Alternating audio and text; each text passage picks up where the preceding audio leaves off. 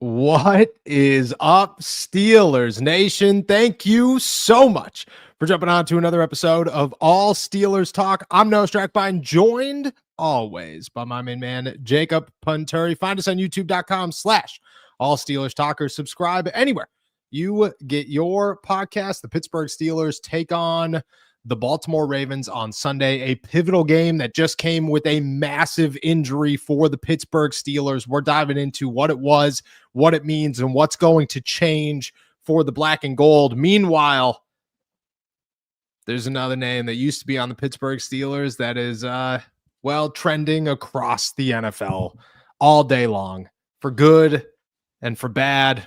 And I think it's time we dive into it. It's a good one here in the Berg. I've been smiling all day. Can't tell you why, but I have. How you feel, my friend? Yeah, you got a little pep in your step today, my friend. You got a little twinkle in your eye. I'm feeling good. I was pumped because Steelers practice was indoors. I was bundled up. I was ready just in case they wanted to take on the elements. So could I. But thankfully, I could just rock my Summer of Love t-shirt on the indoor space. Had a good day. And I gotta say, man, I think we all just love seeing you this optimistic. It's been a rough go the past couple of weeks. So to see this, the twinkle again return to your eye, we're all thankful for it. There is a twinkle today. For some reason, I have been tagged 742,000 times on social media today for just various reports going on with one former player. And we're going to talk about him here in a minute, but we do have to talk about the actual game and the Pittsburgh Steelers and a massive injury that has hit them today, or I guess yesterday, but has become official today, that is going to impact their chances and the entire outcome or game plan against the Baltimore Ravens. Kyle Duggar is officially out with a hand injury. I know Kyle Duggar, not the biggest name on the defense, but a player, a person who showed up and solidified the safety group in a way that the Pittsburgh Steelers have not seen all day or all season long. He's now out. The Pittsburgh Steelers are looking at Chuck Clark, Jabril Peppers, Sebastian Castro to replace him alongside Jalen Ramsey. You were there today. What's your expectation for the group? How do you see this going down, and how do you see things changing without Kyle Duggar out there? Well, it's not the best development for the Pittsburgh Steelers. I mean, they're, listen, we've I think very understandably so have criticized the secondary, and they are a bad one. They are one of the worst in the entire NFL. I don't think Kyle Duggar really belongs in that conversation of deserving so much of the criticism, not just because he was late to the party as a trade deadline addition, but because he has been rock solid by my estimation, by my account. I think he's been excellent in the run game as well as he could be. I think he's been decent enough as far as coverage is concerned. It's a tough loss. What I saw today indicates to me that veteran Chuck Clark is going to see an uptick in snaps against the Baltimore Ravens.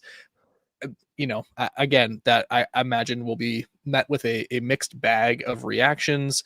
But it seems to me that, former Baltimore Raven, there's some connection there. And maybe they really like Jabril Peppers as a special teams player. I anticipate him seeing some more snaps, some sort of rotation between he and Chuck Clark. But for the most part, I think we're going to see a lot of, a player we did not hope to see much more of, especially not in a larger role. But we're going to be looking at a lot of number 21, Chuck Clark, on Sunday. I do think that, first off, it's hilarious. The comment, the Steelers might just like Jabril Peppers in a special teams role more, is laughable for sure. And true.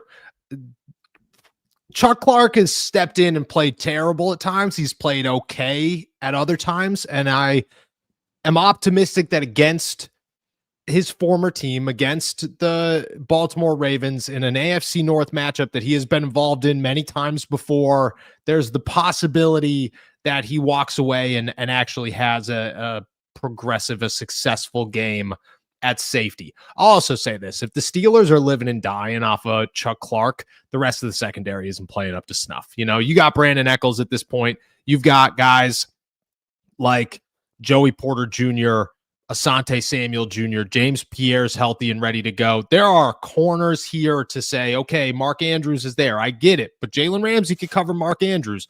All Chuck Clark's got to do is be able to fill in the rest, work as a run stuffer, which that's what his strong suit is, and replace the box safety kind of role. And I have confidence that he's able to do that. Do I think it's a step down? Yeah, significant one. Let's be really honest. Just judging off of what we've seen, it's a pretty steep gap for the Pittsburgh Steelers. But I'm also hopeful that in this one, where they're going to run the football a lot, where this is a ground and pound game, that this is a game that he could take advantage of and actually be a player that fits in here. I'm not excited about it, but I'm not, hurting about it. I also think that we've had this conversation so many times, but like, why is Jabril Peppers not the guy? Why do the Steelers just continue to avoid Jabril Peppers? That's a great question, and it's a question that I certainly don't have a good answer to. Again, I can just tell you what I saw, being in the facilities today, and from the looks of it, the favors and the repetitions and the snaps were clearly in favor of Chuck Clark on the defensive side. I don't know if it's a matter of schematic fit as far as the coaching staff is concerned. I don't know if it is a question of it can't be a question of performance on the field, right? Because it's simply not. The eye test would indicate otherwise. The statistics would indicate otherwise. Everything else would indicate otherwise. The only thing that kind of leaves, as I was saying a minute ago, is there is some schematic fit where the Pittsburgh Steelers do not see him lining up correctly into this strong safety position. And I don't agree. I think he would be the first person that I would turn to with in need of an injury replacement. So I'm a little dumbfounded at the lack of opportunities that could be coming his way, but maybe they'll just surprise us on Sunday and we won't see as much Chuck Clark as I anticipate, and we'll see more Jabril Peppers, and I think we'd all be very satisfied with that. We would. And I mean, it's crazy, but I do look at it and say that performance can't mean anything, but it also, like, it has to, at some point you got to look. It makes no sense to me. We'll see what happens. I'm hoping Chuck Clark has a good game. I had a lot of faith in Chuck Clark coming into the season. I don't think he looked terrible at times, and then he looked awful during the regular season. I think you got to have a short leash with them at some point and say, look, dude, we moved on from Juan Thornhill. We moved on from Darius Slay. How is Chuck Clark continuing to sneak through the cracks here as Jabril Peppers does nothing? Makes no sense to me. We'll see what happens. Duggar is a massive injury for the Pittsburgh Steelers. I know not the biggest name, but a guy that was solid at the safety position in a pivotal week, in a pivotal game that could decide the playoffs. The last thing that you want to see. All right. Good. You got final thoughts here? It looks like you got final thoughts. One final thought is that, we talked a lot about the Steelers stopping the run, and I know we've alluded to this a little bit, the tight end situation for the Baltimore Ravens. The only confidence I had was in shutting that down is that the fact that they had Kyle Duggar and Jalen Ramsey as players in the secondary back there. Without him, you're looking at Jalen Ramsey taking on a ton of responsibility in possibly covering Mark Andrews and Isaiah Likely. I'm not saying he can't do those things. That's really a more ideal matchup for him. But if I'm the Ravens and I'm their offensive coordinator, I'm looking at that area of the field and thinking, we can probably do a lot of damage when we're not running the ball down their throats, getting it to our tight ends around the strong safety position. I agree. I very much so agree. And the problem there is that the Ravens have two tight ends. You know what I mean? And if you're going to put more on to Jalen Ramsey and actually throw the football, which would work in the Steelers' favor, I want to assume, who's covering Isaiah Likely? You know what I mean? Is it Peyton Wilson? Is it Chuck Clark? Both of them are liabilities. Patrick Queen, liability. I just don't know where you go for it. I just don't know. All right. Let's talk about a guy who used to play for the Pittsburgh Steelers, who has taken over the NFL world over the last 24 hours. For those of you who watched the Dallas Cowboys versus Detroit Lions game last night, there was one talk and a familiar conversation to Pittsburgh Steelers fans, one that we have heard many times before, that we questioned, and then he left, and all of a sudden those conversations faded. They went away to nothing, and everybody just remembered the solid play, which I understand. I totally get. And it's justified. But it took 14 weeks for the Pittsburgh Steelers to at least be a little bit justified in their decision to move on from none other than George Pickens. 14 weeks for the Dallas Cowboys to see not just him showing up late to practice or showing up late to meetings, which has been reported that he has been doing consistently throughout the season, but for him to not show up on the field and to say, look, I'm just not doing anything, and then cause a boatload of drama afterwards. George Pickens is the headline of the day in the NFL because last night he got 5 passes for 30 some odd yards and was called out throughout the game for looking lackadaisical, like he gave no effort, like he was a guy that really wasn't trying for the Dallas Cowboys. And then as Richard Sherman called him out during the game and everybody heard it, George Pickens responded. And his response was so aggressive, we'll say, that, I mean, I can't read the whole thing. Is there a chance you have it pulled up for us? If not, no big deal. It's on my Twitter. I will have it pulled up in a second if you... I'll have you read it with as many bleeps as humanly possible, which may be impossible. We may not be able to get any out. But George Pickens' response to Richard Sherman was, well, aggressive. And we'll dive into why it's a good reminder for the Pittsburgh Steelers last night was. Go ahead. Let's see how well I can do at self-censoring, okay? Yes. All right. So in response to Richard Sherman, I'm kind of mad at you for making me read this, but it's okay. This is a team game, LMAO. I'm not the only one on the team. Stop becoming an analyst and talking about one player when he play in a team's game. Lots of has to go right for explosive plays. And it's funny because I thought former players would know that, such as Richard blank blank Sherman, who, by the way, ain't without the Legion of Boom. We all remember San Francisco, brother. Much love. Don't speak on me unless you know the game of football. As a former player, not a expletive. Fan analysts that act like double team is not a thing, or certain bracket coverages don't exist. Knowing you played ball would show me you a leech, weirdo. Now Twitter, eat this up. Clouded ad world. Wow. All right, my friend, I'll open the floor to you first because I've got thoughts. I've had thoughts all day. I've had a million people tag me on Twitter in a million different directions, just pointing out that I, Noah Strackbine, see what is happening with George Pickens and the Dallas Cowboys. I wrote about it today. I definitely have everything collected in my mind. How it comes out, we'll see what happens, but I want to give you the floor first. What's your thoughts on this? My thoughts on this are that this feels like George Pickens of old, right? Like this is the George Pickens, like this is what you get, right? And there was a really great ESPN article, and I am forgetting who the two authors are on it, and my apologies to them. But they were talking about how the Cowboys have found a way to sort of be at peace with the George Pickens, right? Like you take the bad with the good. You take the late meetings, the nights out with the big explosive plays. You take the social media in consideration with the fact that he is so dynamic. Here's what you signed up for, right? And I love it. I love reading this stuff. I love whenever we talked about it before he was traded away, like whenever his Instagram got quote unquote hacked, and whenever he ended stuff by just saying like Happy Arbor Day and stuff. Like I love social media George Pickens. Me too. This is just what you get. This is who he is. This is the world we live in. This is the age of social media putting us all in parasocial contacts with one another. And then you get somebody making a comment, which is Richard Sherman's job, by the way. He is an analyst. You know, maybe he was being inflammatory. Maybe he was being incendiary with his remarks. His job is to talk about the game. So, and the fact that there is such a response is crazy. This is George Pickens. Glad it's Dallas's problem. I'm curious to hear your thoughts. I know you've been excited. That's what that little twinkle in his eye was, folks. There was a little twinkle. So we could crap on George Pickens some more. So what floor is yours, brother? I'm not crapping on anybody. I'm just stating the obvious, okay?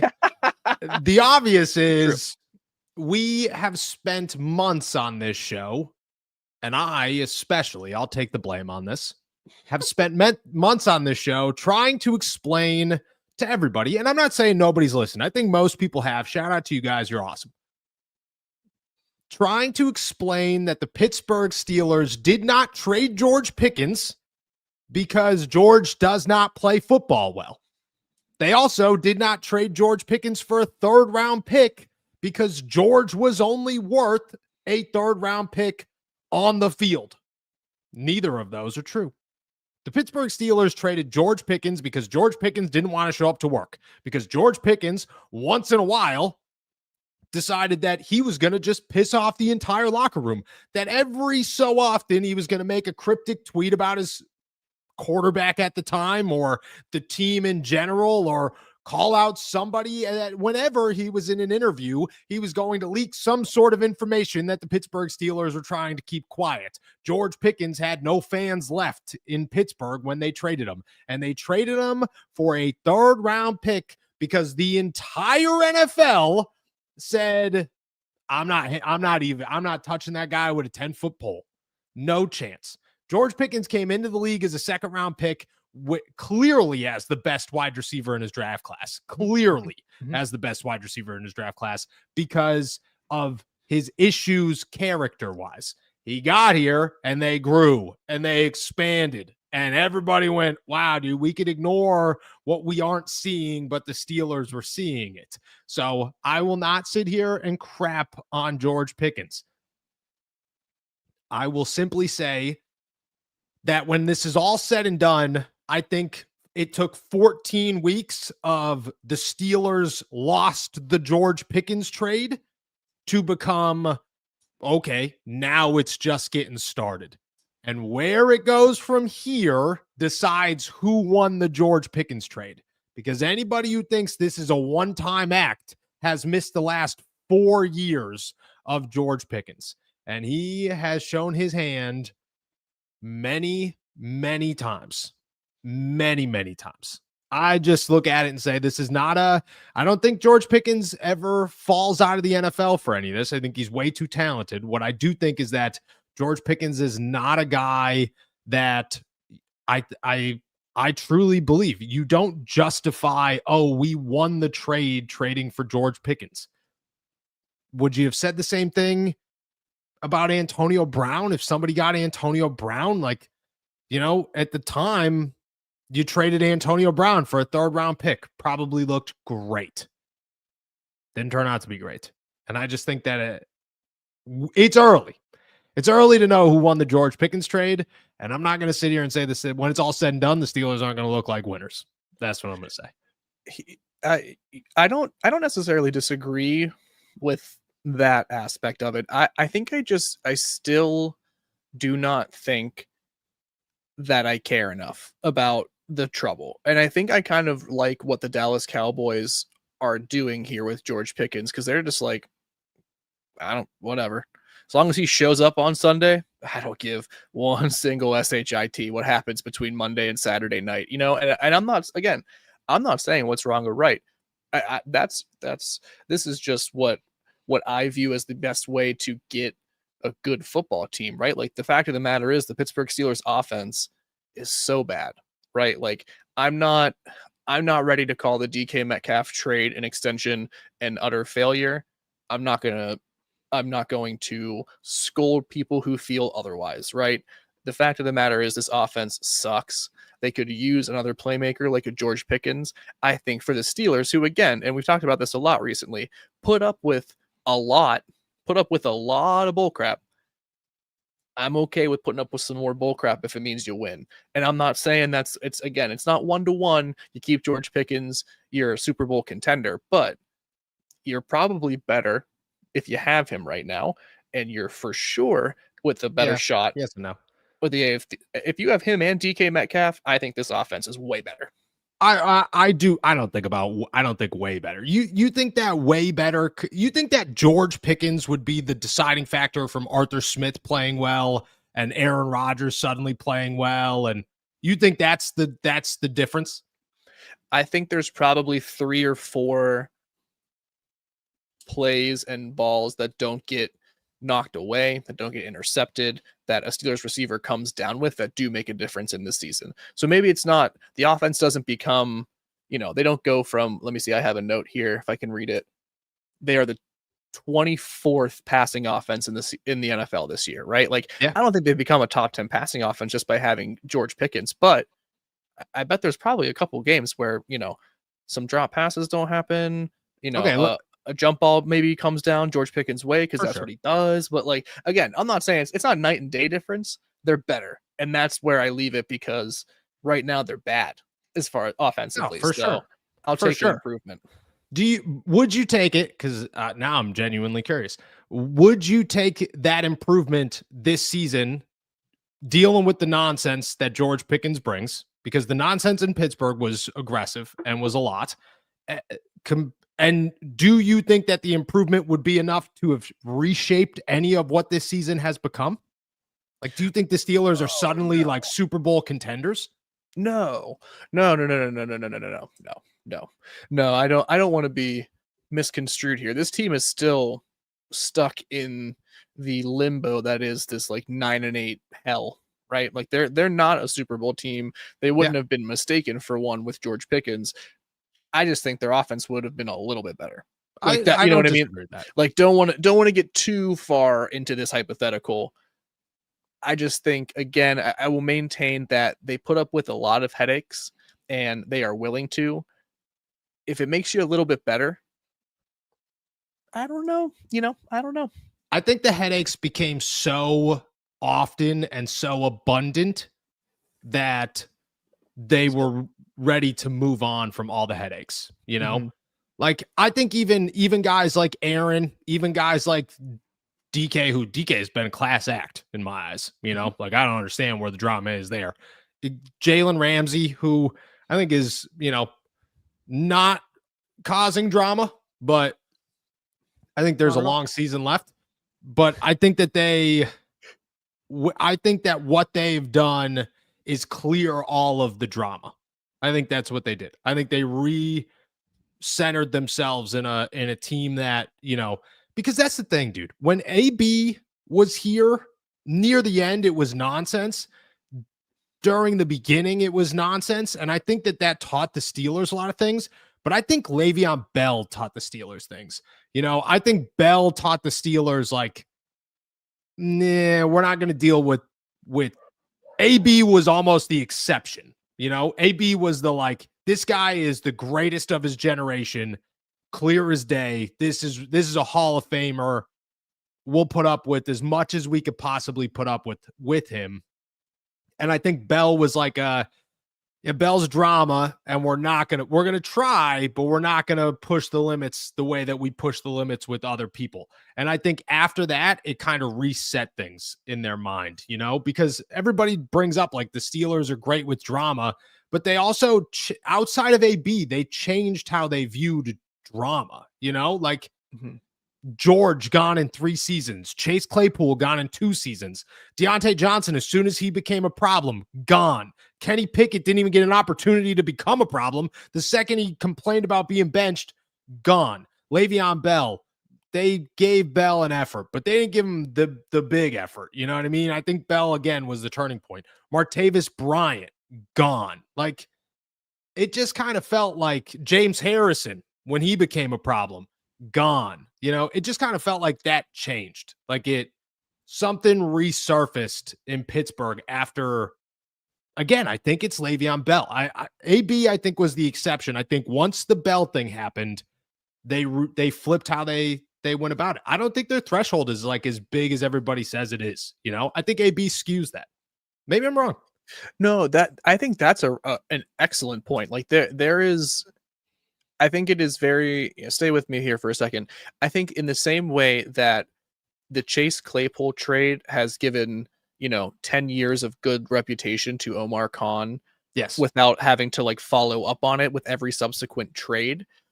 It's a very similar sort of like wave effect that AB had because he was just so out there. so nutso butso that parting with him for a third round pick or whatever, was it a third and a fifth, if I'm remembering correctly, For for like AB, for AB. it was a yeah, I think it was a fifth, third and a fifth. So like that felt like a massive haul for this player who was actively bringing the locker room down. So like that, I think, totally changed the entire the entire operational system for the Steelers as an organization and how they handle things. But I just think at the same time, this is my last like drama thought about this, is like, I still think this Steelers team is pretty rife with drama this year. Like they still have had some exciting storylines. They've been very, any team with Aaron Rodgers is a team that elicits attention. Any team Yes. with Aaron Rodgers is one that commands attention. There Yes. have been issues with player personnel usage. There have been issues with underachieving. Like there have been fun, from like a very outside perspective, fun and interesting storylines regarding the Pittsburgh Steelers this year. I don't think that, has changed entirely too much, but I get the Pickens stuff. I do. I just, man, I just want to see the Steelers have a good offense. And if that meant having George Pickens and his headaches, I'd take it in a heartbeat. I truly don't think that the Steelers offense would be good with George. I think George is fantastic. I think the Steelers offense stinks. I think DK is fantastic. DK looked good with Geno Smith, dude. Geno Smith, but he doesn't look good with Aaron Rodgers. You know what I mean? His bricks for hands became just pure cinder block. There's not even fingertips anymore. It just doesn't make any sense to me. In my eyes, it's the Steelers. You know what I mean? Like, George is good in Pittsburgh, but he probably has 800 yards. They're like, awesome. Like, I agree with you. I agree. Either way, I think it's far from over to see how this George Pickens thing turns out, and where it goes from here, I think is anybody's guess. Anybody's guess. And I also will say, and I could be totally wrong here, but I think at some point your organization, I think the Steelers not letting George or not holding George accountable was a problem, and that seems to have transitioned into Dallas. And if the Steelers were to do that again, I don't think my blame would be on George. George is showing up late. George is having issues, blah, blah, blah. I think my blame would be on Mike Tomlin to say, now that I've seen it, now that I've seen it transition into Dallas and, oh, it's still not fixed. Great. Like, I just think that my issues would be in Tomlin for not correcting it and just letting it go. And I think hindsight's 2020, and I was wrong there when it did happen. So George Pickens conversation, look, it came full circle to me admitting I was wrong. That's what George did there. That's what George did. Shout out to George Pickens, man. Pittsburgh. My favorite part of the whole thing is that everybody tweeted all night long, Steelers George Pickens is back. And I said, yeah, there he is. Shout out. Yes, he is. So I got to use the title Steelers George Pickens. And it's been a long time. I've missed it. I've missed George. Welcome home. Thanks. All right. Let's finish it off with this one. Pittsburgh Steelers, Baltimore Ravens, week 14. Things are tight. Lamar is playing. If you did not see the injury report today, Patrick Queen's back. Derek Harmon's out. Kyle Duggar's out. Calvin Anderson's out. Rats. The Ravens are favored by 5.5 points in this one, 42.5 over under. It's time to make our picks, brother. I'm going to give you the floor on this. What you got? All righty. We'll continue the trend of me probably being incorrect. And you're what, 0-2 in the last 2 weeks? Dude, I feel like I'm like 0-13, so we'll see if we can get one here. Look, it's going to be an ugly game by my estimation. And I think that's a good thing. I think it's really going to be a good thing because I don't think the Steelers can win a pretty game right now. I don't think they can win a great game where they execute everything to perfection, start to finish, but they got to squeak one out here. And I think genuinely they're going to. And I think they're going to get off to a somewhat decent start. It won't be anything more than the 7 points that they can legally put up in the first quarter, but they will get off to a good start in the first half and hopefully not fall apart in the second half. I got the Pittsburgh Steelers coming out on top here, 17 to the Baltimore Ravens 14 in another gross, ugly, possibly boring game, but we gonna squeak it out. 17-14 is an ugly, boring, gross game. That is a game that we turn off early. Nobody feels good about. Ugh. It's an uck. It's an icky one. The Steelers have been nothing but uck for the last couple of weeks, though. I don't hate that one. You got 17-14 Steelers, right? I heard that correctly? 17-14 Steelers, correct. I told you guys all week that the Steelers, I'm picking the Steelers to win this one. I have a coffee as I do. I will break this curse by the end of the year. That will happen. I think the Pittsburgh Steelers walk away winners in this one. I think they claim the AFC North lead. I think this is the beginning of the chaos because Mike Tomlin loves it, man. And I told you all why. I saw the passion on Tuesday. It was the first time in years where I saw Mike Tomlin stand at a podium and not feel like he's just big, Mr. Big Chest. You know what I mean? No, he was a man amongst the people, and his people hated him, and he realized that 100%. I think the Steelers had hopefully a better week of practice. I think the Steelers hopefully have a better game plan. I hope everybody showed up at Aaron Rodgers' house for film, although DK Metcalf and him meet on Thursday, so he doesn't count. I think the Steelers walk away winners in this one. I think it's ugly as well. I don't think it's a good one, but I think the Steelers walk away winners. I got them 24-21 in this one, in a game that comes down to a Chris Boswell field goal to win it. That's how I think it ends. This is a classic like Steelers 2-minute drive game, which we haven't seen since like Kenny Pickett. It's been since Kenny Pickett since we've seen a consistent number of 2-minute drills for the Pittsburgh Steelers. Wow. And there it is. I'm going 24-21 Pittsburgh. I think it's Steelers take the AFC North lead game. And to be honest, can I make a bold prediction here? Mm-hmm. I don't think they give it up. Doesn't mean that they win. I don't think that they win a bunch more games. Maybe 2, maybe 3 if they're lucky. But I think that the Ravens also lose a boatload of games. And I think that the Steelers don't give up the AFC North lead after this one. I hope so.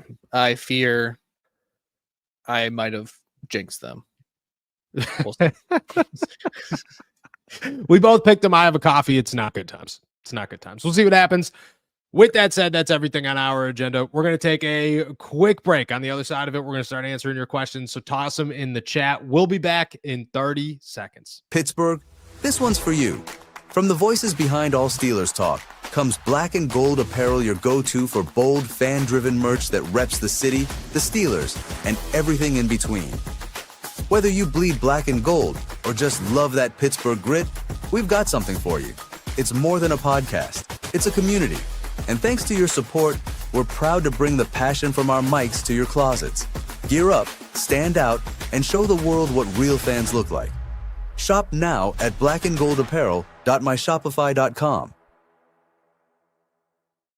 Alrighty. Shout out to our members. Shout out to our super chatters. Can't thank you guys enough. What is the word that just the syllable that just came out of your mouth? Because I couldn't catch that.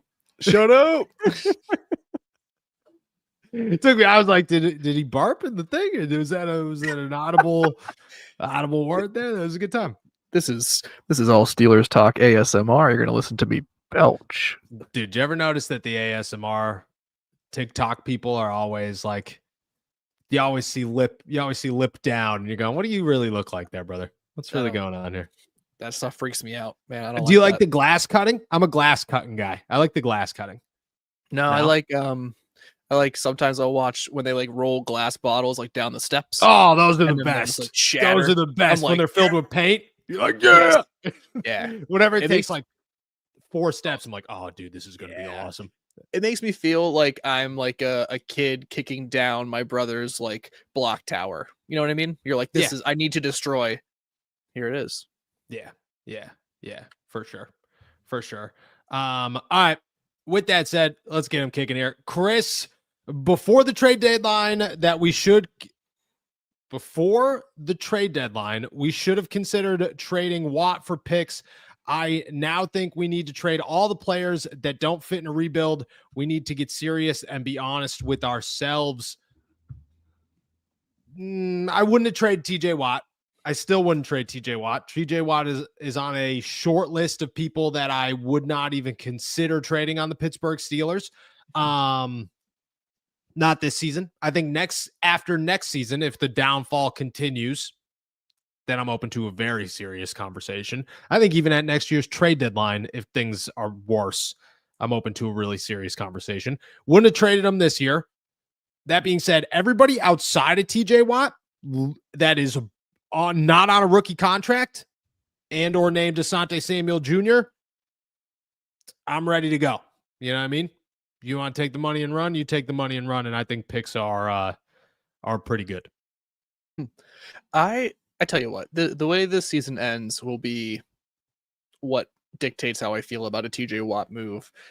I won't make my mind up just yet on that because I do find him to be the most important piece of the Pittsburgh Steelers. I don't want to move on from him unless there is no other option at this point, and there's no reason to keep him at all. I'm not quite there. That being said, your Alex Highsmiths, your Pat Fryermuths, your Patrick Queens, your Jalen Ramseys, your those four, I'm good. You know, your veterans that make a ton of money. It's been great. Shout out Alex Highsmith, the Steelers' choice for Walter Payton Man of the Year. Dude's an incredible human on and off the field. Sayonara. Like, agreed. It's all good. Agreed. And hopefully it goes. And I think Alex Highsmith is. That's the thing is nobody on Pittsburgh's roster I think goes and just like falls off of the NFL. You know what I mean? Mm-hmm. I think they go on and have good careers. You know, I just think in Pittsburgh it's time to rebuild everywhere. Chris, once again here, Elliott is the only secondary player we need to keep. Joey's on a rookie deal. I'm keeping Joey. Asante, I'm keeping too. Everybody else can go home. Mm-hmm. Elliott's the first one I'm keeping, though. I Elliott's a lock. He's a lot. I keep forgetting about him, honestly, because of his knee injury and his recovery from that. But yeah, I mean, he is crucial to their secondary. So yeah, you got to have him. Yeah, you gotta have him. Dude, Chris with all the comments there. I love you, dude. So awesome. Chris, once again, Noah and Jacob, if you were the GM, which players are you trading before the upcoming draft? Would you now trade Watt, Highsmith, and others to rebuild? Great question. Who am I trading before the... This is an awful... Because I genuinely think that if you get another wide receiver, you're going to regret getting rid of him. You think anybody take DK? Not with that contract. You don't think you get a third? Fourth? No. No, because whoever takes him would have to pay him whatever the remainder of, I think his guaranteed portion was like $92 million. His contract doesn't even start until next season. You're taking on a lot of money for that. You know what I mean? Like you're taking on. Yeah, I don't think he's a viable trade candidate. Would I trade him though if I'm Omar Khan and I can get something for him? Yeah, because again, we talked about this before. Maybe the quarterback class isn't the best in the 2026 draft, but that wide receiver class, very exciting. Pretty crazy. I'd go DK'd be on my list, Ramsey'd be on my list, and these are not bad players. They're just players I think I could have conversations about. Patrick Queen would be on my list. Mm-hmm. I think Broderick would be on my list because this thing, Broderick's not going anywhere. Broderick's a 24-year-old left tackle in the NFL with starting experience and is still considered very quote-unquote raw. Kendrick Green went for a 5th-round pick, people. People get traded all the time. I think Broderick would be on my list. I think John would be on my list. I think Pat Fryermuth would be on my list. Mm-hmm. Who else am I missing here? Alex Highsmith would be on my list. For sure. Would you trade Keanu Benton? Would you trade? Yeah. Okay. Yeah. Would you not? I think I don't think he's like the first.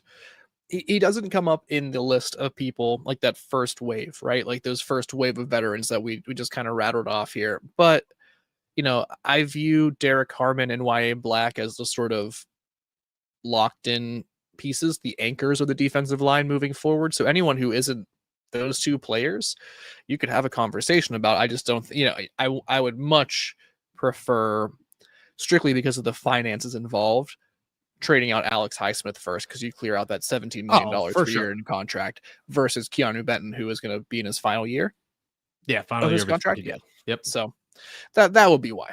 I agree with you on that one. No, anybody on a rookie deal is getting traded last, except for Broderick. Anybody else is getting traded last. Everybody else, the highest. I'm setting you up as a dollar amount. How much cap space can I clear here? You know what I mean? That's what we're doing here. Here's a good one from Blessed Light. Would you trade Darnell in the midst of all this? No, me neither. Darnell's untouchable. Sure. Yeah, dude. You want to give me Tom? You want to give me Patrick Mahomes? Cool. You could have Darnell Washington. Mm-hmm. Josh Allen for Darnell, easy trade. Sure. I'd have to think about it for a minute. I'd be like, I don't know, dude. Are we really willing to give up Darnell for this one? I guess maybe a little bit. I guess. Yeah, it would take a lot, but no, I would not even I'd trade every other tight end except for Darnell, and I think Pat deserves so much more than Pittsburgh. Jerry, do you think Adam Thielen can make a difference? What's your expectations for him after seeing him at practice today? They're low. I think he has quickly shown that if you are told where the train departs from, and if you are given a ticket to said train, you can catch the moving train very easily. Because Adam Thielen, baby, they want him in the game on Sunday. That is for sure. I just do not see him making a huge difference, because I just can't see any huge wide receiver, for the same reason we talked about George Pickens all earlier in this episode. Like, I think having more talent is good. Rodgers needs more weapons. They might improve from 187 passing yards per game on average to 199 yards per game on average now, but it's not going to be a huge difference. So I just don't want anyone to get their hopes up and be like, this is going to be 2018 all over again with Adam Thielen. Like, it just won't be. No. Honestly, as long as it's not 2024 with Mike Williams, I think it's an upgrade. What's worse, dude? What's worse right now? What experience has been worse and or was worse? Mike Williams in 2024, MVS in 2025. Mike Williams last year was miserable, right? Like, the MVS thing has been annoying. I think we all can agree that there was a little bit of doubt when they brought in MVS, right? Like, they were like, okay, this guy wasn't even with a team to start out this year. He isn't coming off of like his best professional season, a player certainly on the downswing of their career. I think we all kind of were like, there's a chance this isn't like the move. It's just one that they had to make. Last year, we were like, all right, you got to bring someone in to help out George. Mike Williams, this is a great pick. You got him. He's being underutilized, but he's got that deep ball ability, that big play ability. That was a huge letdown. It's easily Mike Williams. MVS, my guy, we got to get you on the field, buddy. I'm so sorry they keep telling you the wrong place for practice. It's just not right. Just not right. They told him it was outside today. He just stood out there in the cold the whole time. He was like, man, dude, it's chilly here. Goodness. Where is everybody? I thought they were here. Chris, AB used astral projection to take over Pickens. I don't even know what that means, but I hope that it's correct. I hope it's correct. Yeah. No, that's right. And we don't even need to speak any more about it because it's just so correct and true. Chris, one more time. I will poop emoji on George Pickens. He is top crash out of 2025. It's early, guys. It's early. But I have had a pep in my step today. A little bit. You have. A little bit. Smile. It's a smiling kind of day. Duff.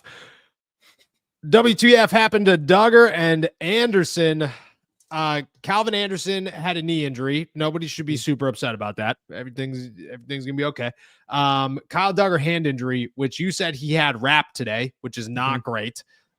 Was it a hard? What was the cast looking like? What was the wrap looking like? And I will say he was across the field for me because they were inside practicing. So the DBs for the most part were on the opposite side of the field for me. But it looked to me like he had some sort of ace bandage, medical tape sort of wrap around it. Didn't look to be like a cast similar to the one that Aaron Rodgers has been wearing. So I would guess that they are different, but did not get a chance to confirm. Okay. Well, I think that not having a hard, like we keep calling it scooter crash. Cast on, positive for sure. Again, unless it comes out on Sunday that we're there and it's just like, oh, you actually have a full arm sleeve in there. That's, when did you just start rolling in here in a medical bed? What's going on? What's going on with Kyle Duggar? I hope that it's okay. Not sure what's going on. I think it's a massive loss for the Pittsburgh Steelers, one that they'll try to overcome for sure. Chris, with Burrow back, the Bengals win the AFC North. I'm gonna give it a Panturi 4. I'm not out on the Bengals here. They have the best quarterback in the division, right? Like you can't. This is a recipe for disaster in the AFC North period, right? Like there's a chance that this goes just terribly. There's a chance that the Steelers finish 8-9, the Ravens finish 8-9, the Bengals finish 8-9. Like it's just gonna be gross. I'm not counting the Bengals out either. I'm really not. I think it is going to come down to the Ravens and Steelers if I was, gun to my head having to answer the question, but you can't count the Bengals out just because Joe Burrow's back. And if he remains healthy, you can't count him out. I have to sit down, and I will sit down this weekend at some point and look at, so the way that the playoff selection goes is it goes, head to head, obviously. Then from there, it's division record. And then from there, it's like games or same games, whatever. Who did you beat in the similar opponents? I got to sit down and look, because if they all finish 8-9, they all finish with the same division record and they all split each other, what does it look like? And I would be so excited to see. I think it would be so much fun. So much fun. Who would have thought coming into the season an 8-9 3-way split between the Steelers, the Ravens, and the Bengals would all take? That would be just the best. That would be the best. I think the NFL would just explode.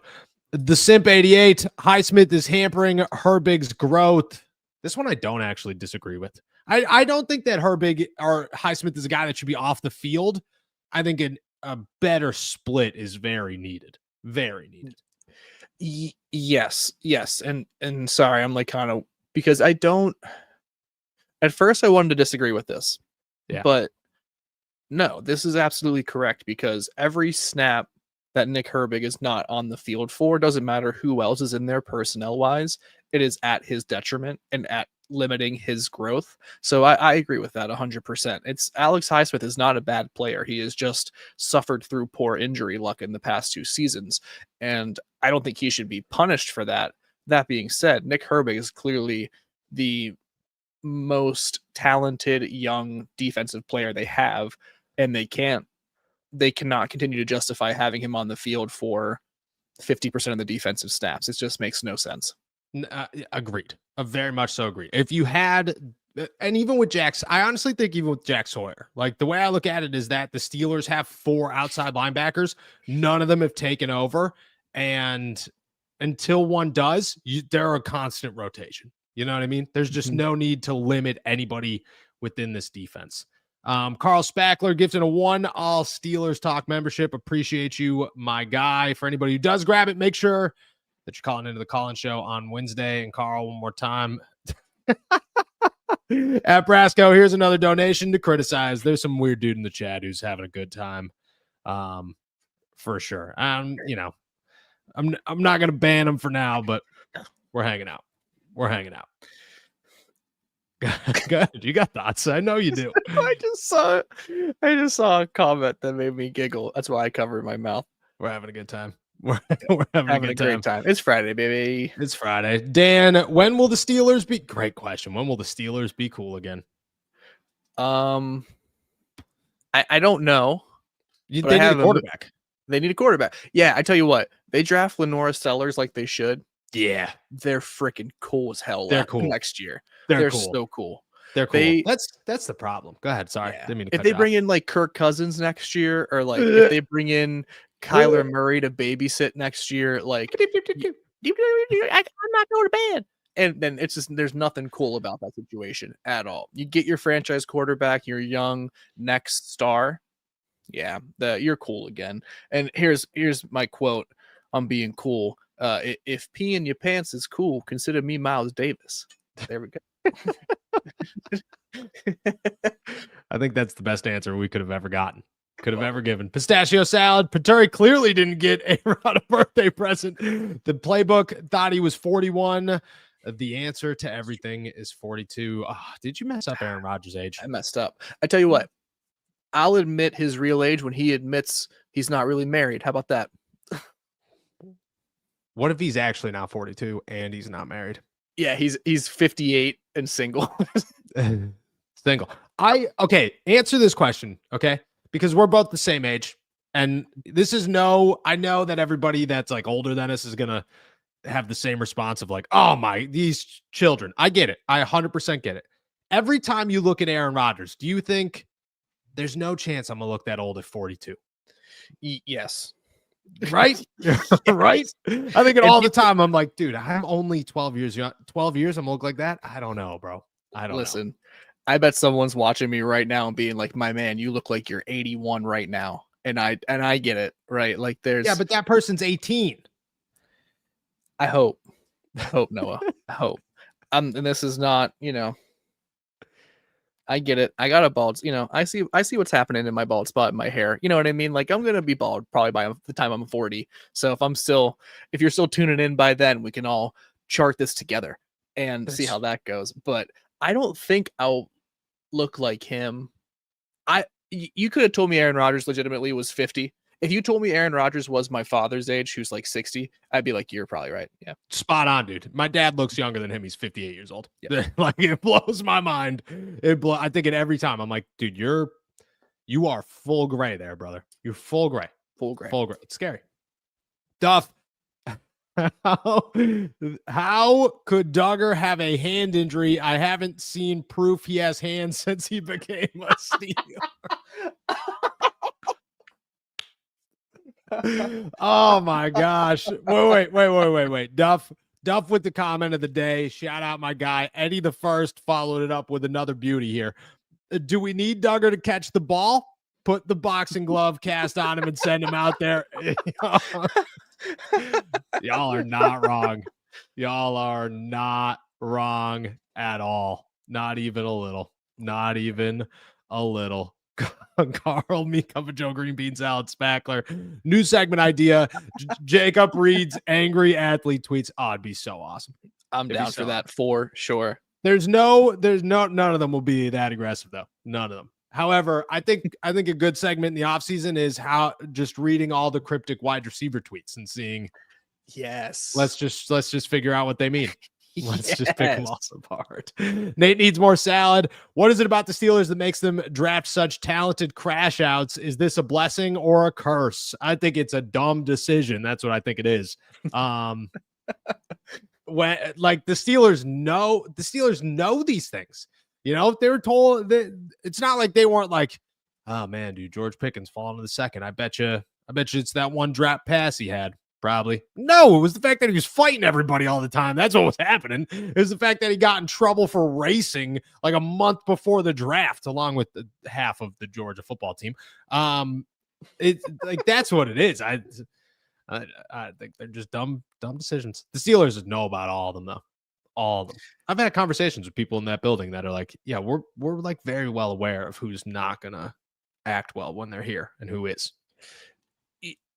I think if everybody knew the information that people know, the information that organizations know about players in the NFL, prospective ones and ones on their own team, they would not be interested to read and learn that information. You would just be like, oh my God. Yeah. Sounds good. Maddie here. Have you guys heard of Trinidad Chambliss, QB out of Ole Miss? Since you guys are Will Howard haters, hey. You might like Fair. him. 3,016 yards, 18 touchdowns, 3 interceptions. He has 6 rushing touchdowns. That might be someone to keep in mind. Dude, I am a fan of Trinidad Chambliss. I don't know where he's going to go in the draft, but he's an option. We had this conversation the other day. I don't remember exactly when it was, talking about how maybe the Steelers could avoid a first-round quarterback and go second round. And I think that's where this guy is going to kind of find himself, is that second-ish round, depending on how things shake up later in the offseason.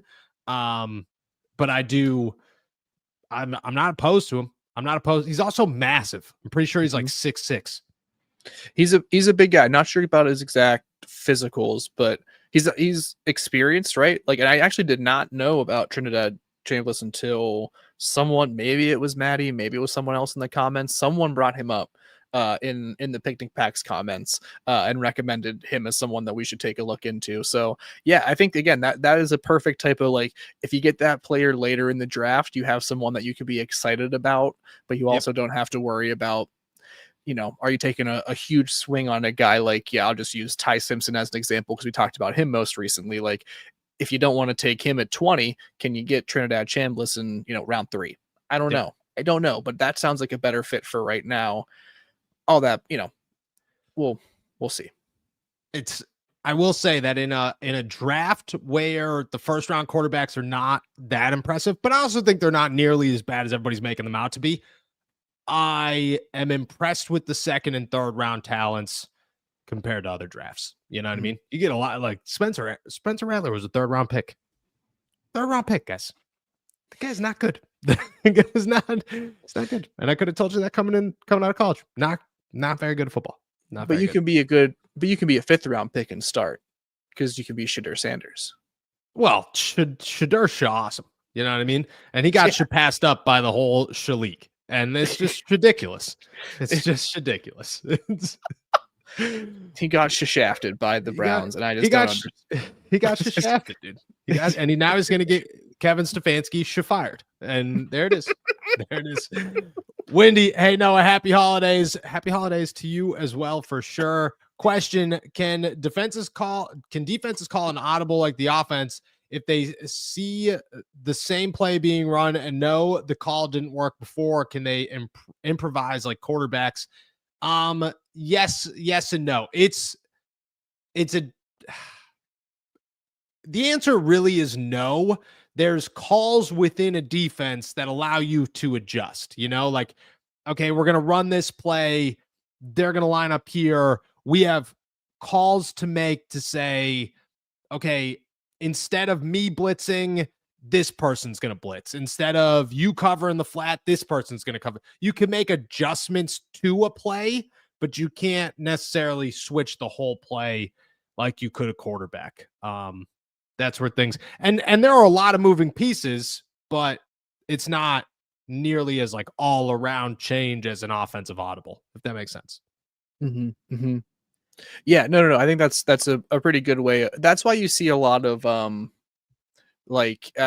frantic gesticulation and communication right before a snap, right? Because you'll see oftentimes, like, when a quarterback sends a player in motion, that will activate some sort of response from the defense, right? Like, that's the check that Noah's talking about, that like either someone's going to go out and you're making sure that that, like, if you're in man coverage, for example, that the guy who's the nickelback on the left side is going to go all the way over with the tight end on the right side, for example.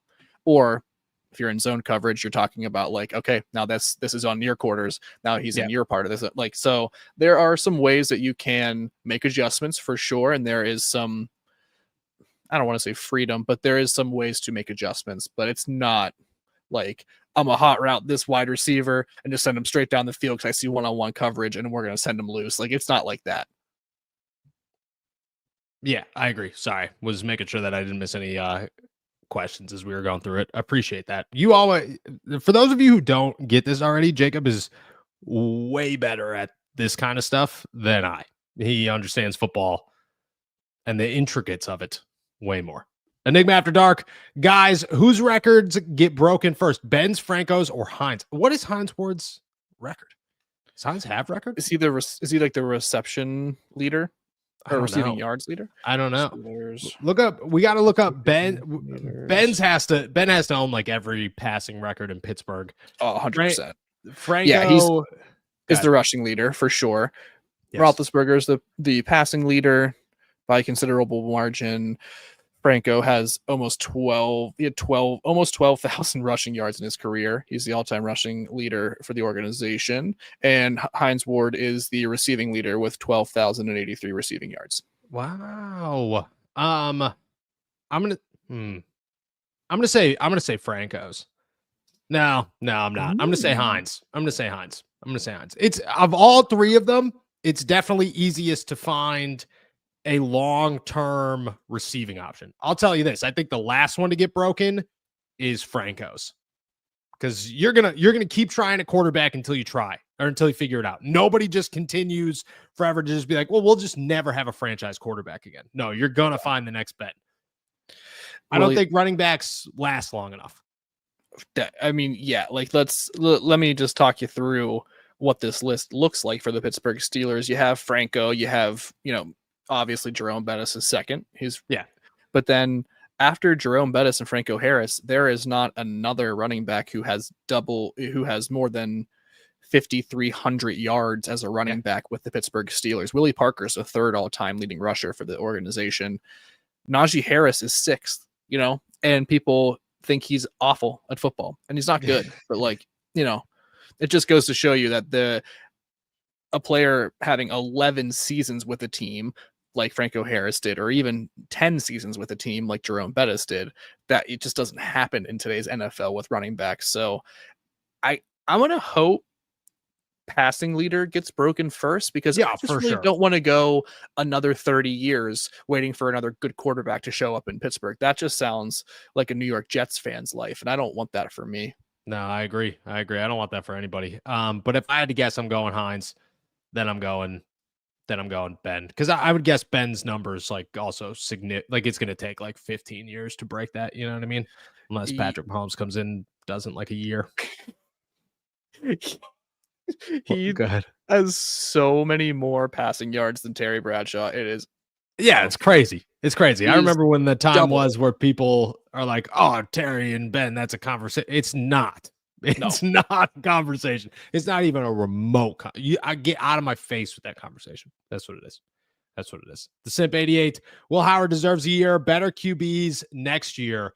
I don't know about the word deserves. I do think I'm very open to the idea of drafting I don't know. Is a second round pick considered a mid round pick? I don't know. A second or later quarterback and having them compete and then bringing in a first round pick the year after. I'm okay with that. Because I also think that, it's not a waste of picking a second round pick, and you could trade guys. That happens all the time. And even if you're not going to get a second round pick, but maybe you can get a fifth, I don't know. I'm not super opposed to it. You could use your George Pickens pick for somebody. Mm-hmm. Yeah. I mean, I don't think Will Howard deserves to be the number one guy just by virtue of being here for a year, but I think he should compete next year. And I unless you bring in a first round draft pick to be your starter, or you sign someone who is, or you bring in or sign someone who is in their prime still at quarterback, I don't think anyone just comes in here and just trumps Will Howard automatically. There's going to be a competition, and I'm totally fine with that. Me too. And kind of excited for it. Kind of excited at the same time. Scooter, who is responsible for setting expectations and culture, coaching staff, and leadership? Yeah, always. It always starts with Mike Tomlin. He is the top dog in Pittsburgh. He's the top dog in the locker room and everywhere else. And I will say that a lot of times Mike Tomlin does a really good job, and a lot of times he does not. And it just depends on who you talk to and what's going on. But there have been guys that called him out over the years that have said things like, dude, this is on the inside. It doesn't look the same as on the outside. And then there have been situations where you go, Antonio Brown needed about 8 seconds after leaving the Pittsburgh Steelers to show just how wild he was. And if the Steelers held that together for 9 years, it's pretty impressive. Very much so.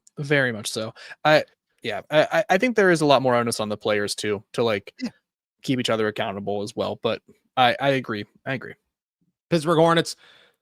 We could have used GP strictly as an offensive decoy, the cat laser, to drop defensive focus from DK, then rest him on defense, then to blue tent when on D. Would it work? Yeah, 100%. 100%. Until George absolutely lost his mind from not touching a football. Yeah, it'd be awesome. It would be awesome. Be great. Yeah, it'd be great. Justin, I hope this is a real thing and that we're not getting clowned right now. And Noah and Jacob, have you guys tried Yinzer dogs yet? I personally think they're the best hot dogs. This cannot be real. It cannot be real, but I'm so curious. I'm so curious to know if it's real. You know what? I'm looking it up. Wait a second. There's a real place? There's a real place called Yinzer dogs? Yeah. Shout out, dude. Oh, it's in Cranberry? No, dude, that's not a Yinzer dog. It's a cranberry dog. What are we even doing It's here? a Route 19 dog. Yeah, dude. You're pretty much West Virginia at that point. Where are we going? You know what I mean? Like Cincinnati and Cranberry are like neighbors. What are we doing? Here's your food recommendation of the day.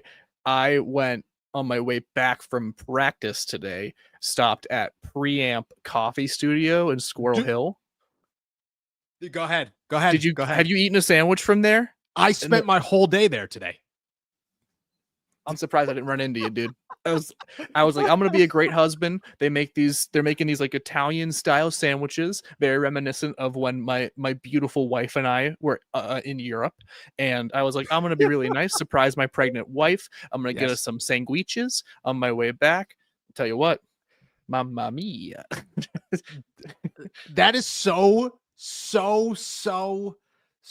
crazy, dude. So crazy. Like so nuts. Here's why it's nuts. Because I was going to say after you were done here that my non-recommendation of the day was Preamp Coffee Studio in Squirrel Hill. Because I spent my day there today and was so flustered the entire time. It was crazy. Man. The place is set up like a bar. No seats have backs. There's not a coffee shop. That is a bar. And I like bars, but I'm not trying to work at a bar at 8 a.m. It's just not happening. That's crazy. I'm glad the sandwiches were good. Sandwich fire. Fantastic. The coffee was good too. Food all around. Excellent. People were super nice. Put some backs on some seats. You know what I'm saying? People are trying to work. People are trying to work. Tyrone, Noah, and Jacob, how many yards does A-Rod have this weekend? It's a great question. Over under 206. You're such a shithead. God, under just barely.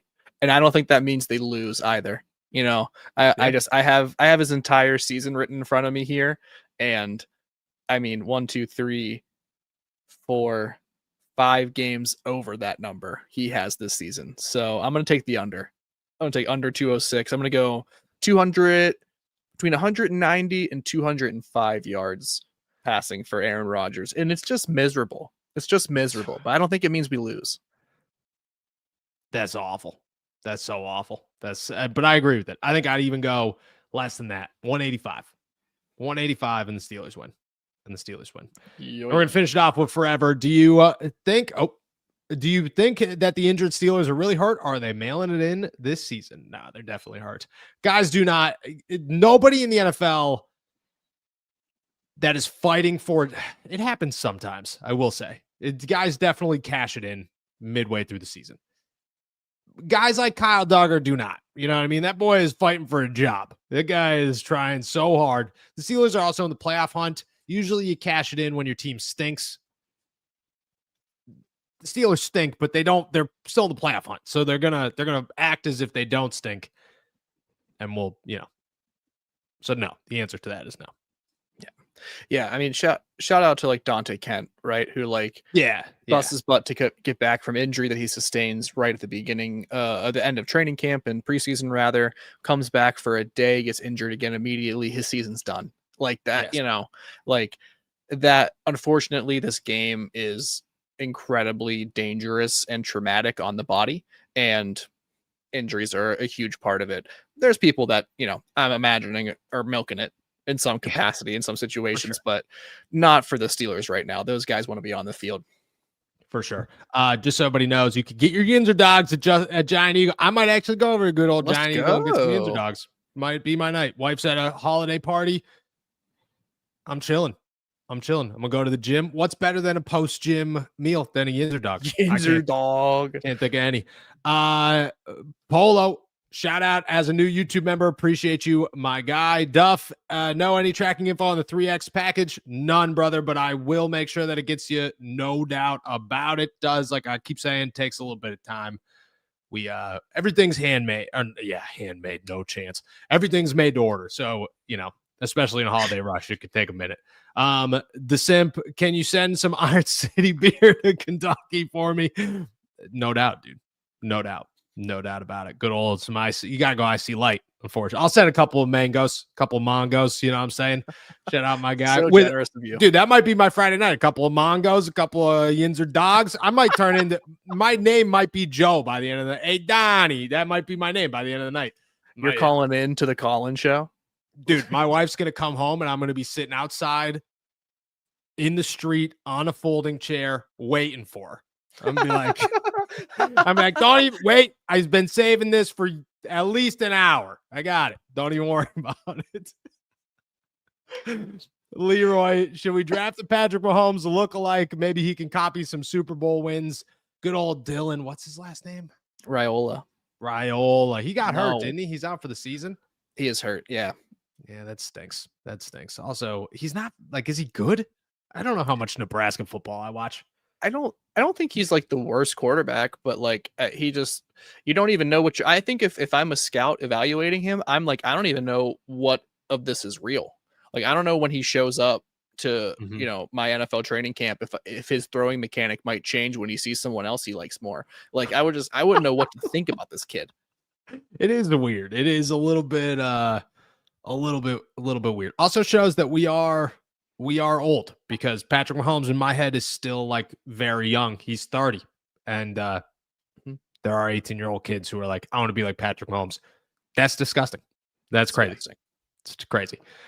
All right, y'all. With that said, we're heading out of here. Thank you so much for jumping on to another episode of All Steelers Talk. Make sure to subscribe to us on YouTube, youtube.com/All Steelers Talk. Check us out anywhere you get your podcasts. And as always, find all our work at si.com/NFL/Steelers. With that said, we'll be back on Monday. I guess I'll be back after the game on Sunday. Until then, enjoy another beautiful day in the Berg. Peace.